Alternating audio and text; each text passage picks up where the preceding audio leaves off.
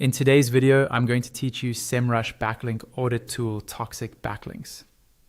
If you've ever worried that spammy or irrelevant sites might be dragging down your search performance, this walkthrough will help you find and deal with those toxic backlinks using Semrush. We'll keep it simple, clear, and practical so you can move from audit to action with confidence. First, log into your Semrush account. On the left-hand panel, hover over the SEO section, which is marked with a magnifying glass icon, and select Backlink Audit. When the page loads, you'll see a search field. Type your domain exactly as you want it analyzed, choose the root domain if you want the broadest coverage, and then click Start Backlink Audit. Semrush will begin crawling and evaluating your backlink profile.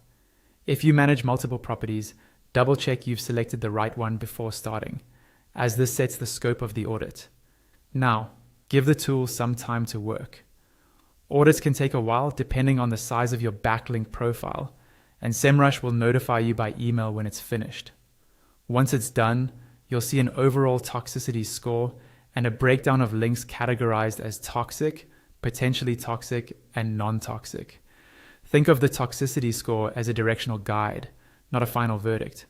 It's there to help you prioritize where to look first, especially if you have a large number of inbound links. When you're ready to handle the problematic links, click into the toxic or potentially toxic categories. You'll be taken to a detailed list of flagged backlinks. Review each link one by one to judge whether it's genuinely harmful.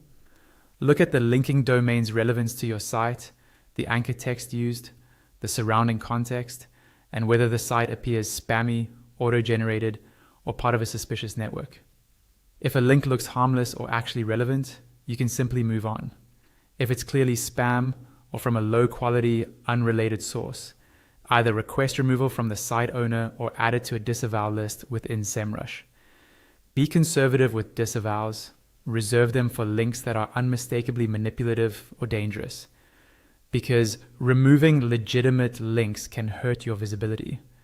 Document your decisions as you go, so you have a record of what you reviewed and why.